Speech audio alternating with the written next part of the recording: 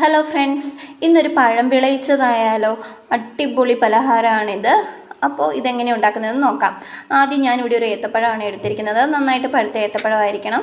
അത് ഞാനിങ്ങനെ ചെറുതായി കട്ട് ചെയ്തിട്ടുണ്ട്. ആ കട്ട് ചെയ്ത ഏത്തപ്പഴം മാറ്റി വയ്ക്കാം.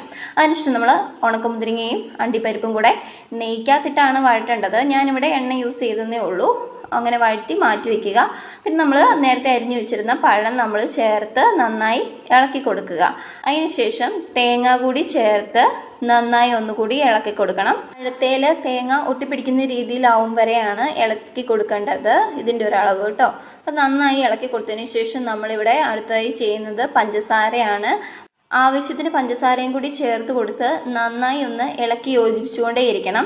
കൈവിടാതെ തന്നെ യോജിപ്പിക്കണം. കാരണം പഞ്ചസാരയും തേങ്ങയും പഴവും എല്ലാം കൂടെ അടിയിൽ പിടിക്കാൻ ചാൻസ് ഉള്ളത് കൊണ്ടാണ് നമ്മളിങ്ങനെ ഇളക്കി കൊടുക്കണം എന്ന് പറയുന്നത്. അപ്പം നന്നായി ഒന്ന് ഇളക്കി യോജിപ്പിച്ചതിന് ശേഷം നമ്മൾ നേരത്തെ വറുത്ത് വെച്ചിരുന്ന അണ്ടിപ്പരിപ്പും ഉണക്കമുന്തിരിങ്ങയും കൂടി ഇട്ട് കൊടുക്കുകയാണ്. അതിനുശേഷം നമ്മൾ മറന്നുപോയ ഒരു സാധനം കൂടിയുണ്ട്.